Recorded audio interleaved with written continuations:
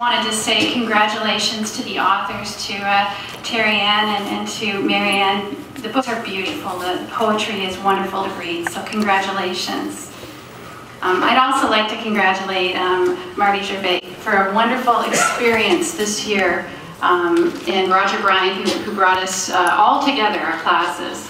So we had the wonderful luck this year to work together, our business and law students, so the law students from the Faculty of Law, the business students from the Odette School of Business, all at the Center for Enterprise and Law, along with this great group of English students who were so motivated and so thrilled about working on real books that they spent the whole year working with the authors to try to make it a really beautiful product at the end, and I think that's what you see.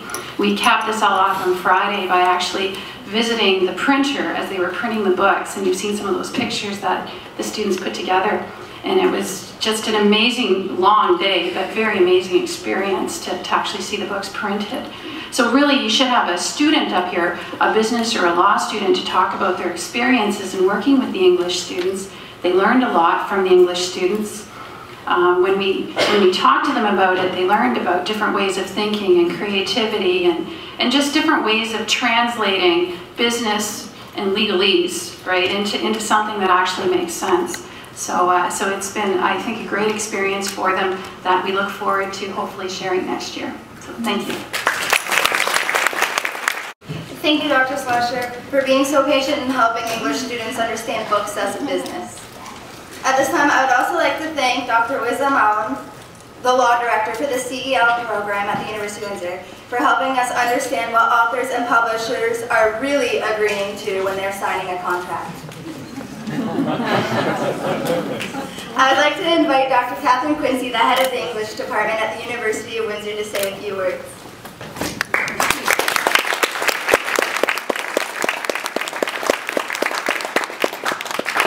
Wow.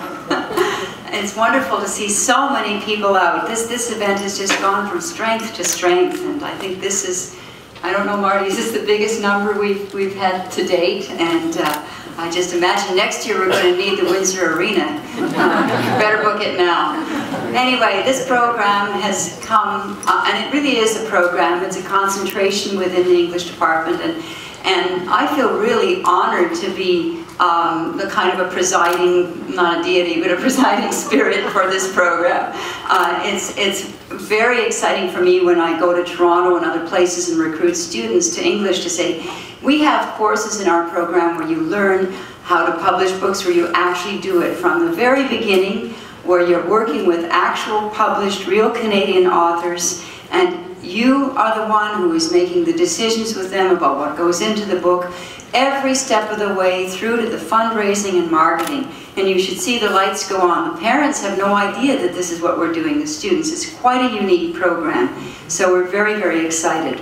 It's come a long way from the 1990s when it was a single course, co-taught by Marty and Dr. Wyman Herendeen, who was my predecessor in the head's office. And today we now have a full year where the students actually put together these books. It's a fantastic, fantastic example of how what you learn in the university classroom goes out into the world. And I'm just so proud of these students, I can't tell you. So I'd like you to join with me in applauding everything that they have done.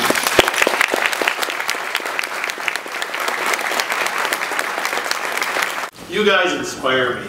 You make me want to be a better writer. Thanks.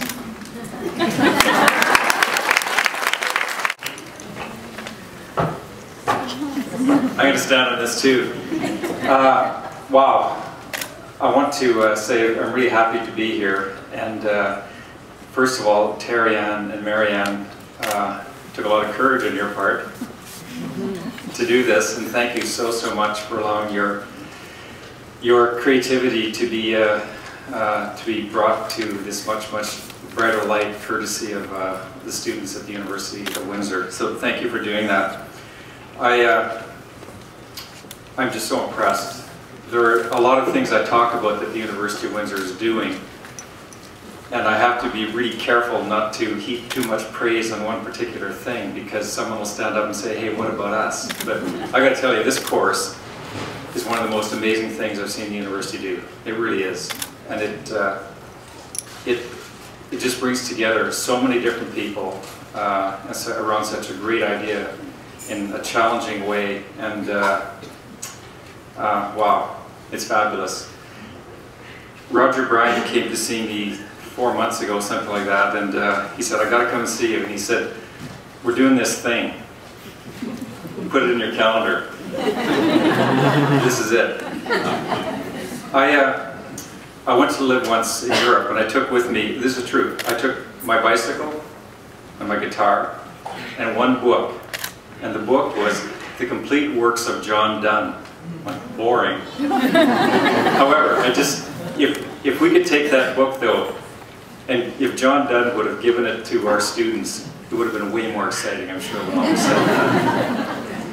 I really want to thank Marty certainly as well for his brashness in a very, very nice way, and these outlandish ideas that he gets that become manifested into really remarkable things that bring the university and our community together. And tonight, certainly having so many community people come out for this is just a wonderful, wonderful event. And I know that, I'm sure I'm speaking on behalf of all the students here who worked so hard for this. We're really, really glad you're here. And lastly, just want to congratulate all the students who worked on this. It was obviously a huge amount of work, and the books that are here now are a testament to that. And I trust you have a royalty agreement with the authors. Just joking. Anyway, congratulations to everybody. It is really, really a wonderful night, and I look forward to hearing a little bit more about the books. And I'm just thanking my lucky stars I wasn't in the video.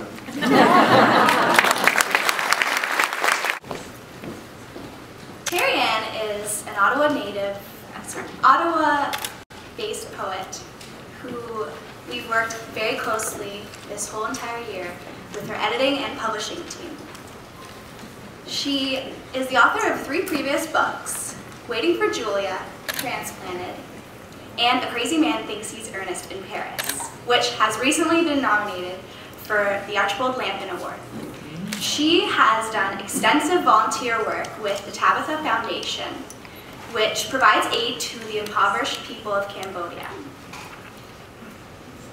I am so excited to be finally introducing everyone to her newest collection, Day Moon Rising, which is a collection of poetry which paints a portrait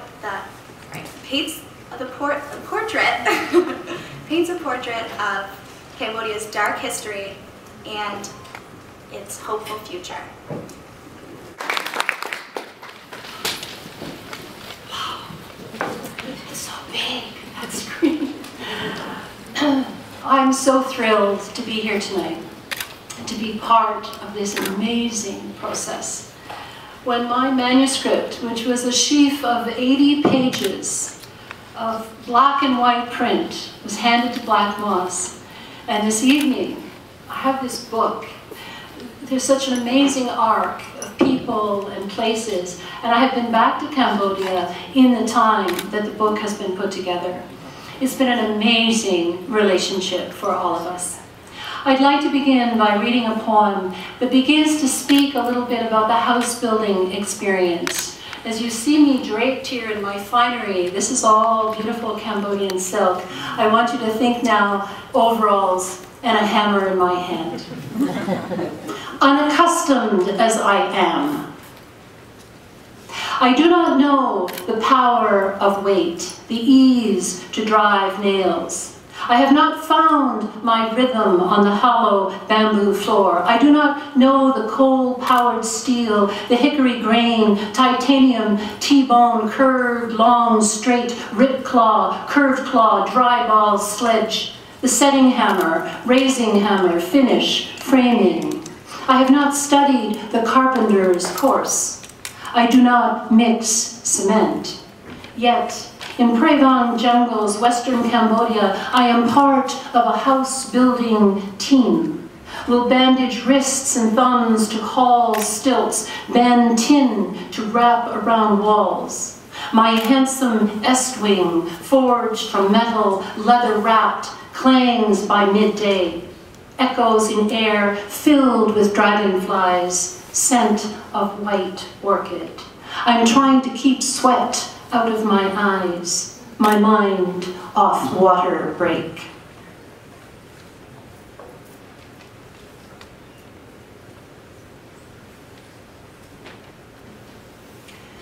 One of the things that happens when you travel in another country is you're exposing yourself to new experiences all the time, and one of them is new foods. This is a poem about dragon fruit, a very exotic fruit that we would not see here in Canada. And it has a kind of fin. If you imagine a pear and then fins along the side of it, which is where it gets its name, dragon fruit. So I was having fun with this poem, dragon fruit. To tell if a dragon fruit is ripe, place your hands over the black barbed fins, press into the center. If it is soft, the pink flesh will drip into your palms and ointment to cure the broken heart on your sleeve. Black seeds scatter like rain. You could write a children's book about the history of dragon fruit, illustrated with short line drawings in ink. Create characters in a morality play, the bad guy with the longest nose. Like ancient Khmers before you, before Buddha, before Shiva, who worship spirits alive in the veins of leaves, roadside dust, you could fall on your knees, pray to dragon fruit. You could gather them off the buffet table in the restaurant of the Golden Gate Hotel, carry them to your room on the 6th floor to place on the shelf above the porcelain sink, a feast for the tiny red ants that keep pestering you for food.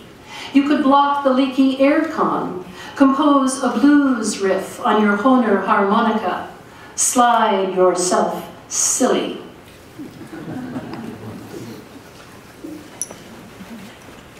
Cambodia has a very dark and brutal history. There are references in this poem to Tuol Sleng prison, but there's also a beauty in Cambodia, and I wanted to try and reach to gather all of it in this collection. This is a poem called Temperature Rising. It's a hot country. You have to get used to the heat. 39 degrees in the shade, even cicadas quiet. The fans sticky in their turning. The barman sweats like the glasses he serves. I remember the mysterious fruit in a Kahlo painting, a kind of prickly pear. Imagine her making guacamole for Rivera and black beans. For dessert, papaya, scraping the seeds with their tongues.